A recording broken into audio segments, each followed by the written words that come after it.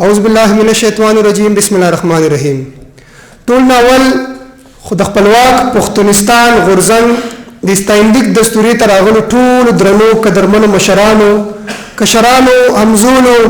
او خویندو ته د زړه کومي سلامونه او احترامات وړاندې کوم. چونکې ولنې نشست د مشاعرې د نو خپل یو څو مات ګډ شعرونه به شریکوم د مستقل شعر نیمه خو د شعرونو مخکې زه یو څو خبرې کول غواړم. هغه د پښتني خوري د شاعرانو ادیبانو او کوم چې هنرمندان دي د هغې په هکله کوم. قدرمنو دا خبره که څوک مني او که نه مني خو نن که پښتو ژبه ژوندی ده نن که پښتو ژوندی ده نو په دې کې لوی لاس ستاسو د شاعرانو دی ستاسو د ادیبانو دی ستاسو د هنرمندانو دی. هم تاسو شاعران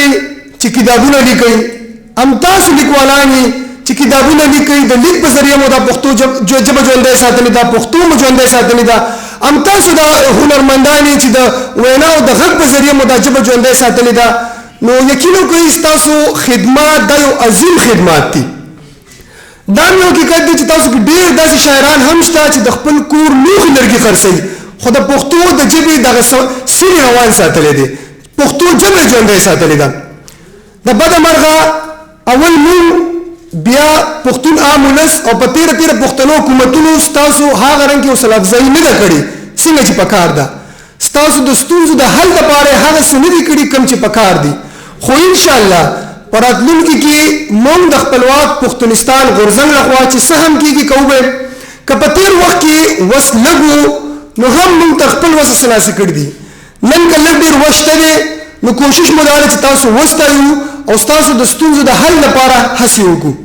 او انشاءالله ستاسو په دعا سره ستاسو په مرستې سره به د خپلواک پښتونستان غورځنګ ته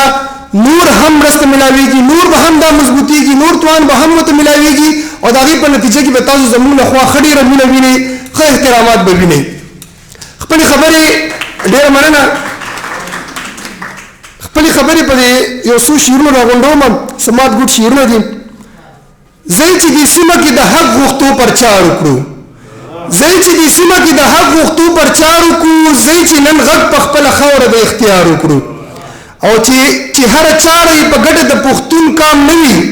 چې هره چاره یې په ګټه د پښتون کام نه وي په دې سړي خو په والله که اعتبار وکړو او زما دا کام به هم د سیال کامونو سیال جوړ شي زما دا کام به هم د سیال کامونو سیال جوړ شي بس که پښتو ژبه کې زده کړې ته مونږ کار وکړو او چې زما ځان ته پیژندنه پکې پاتې نشي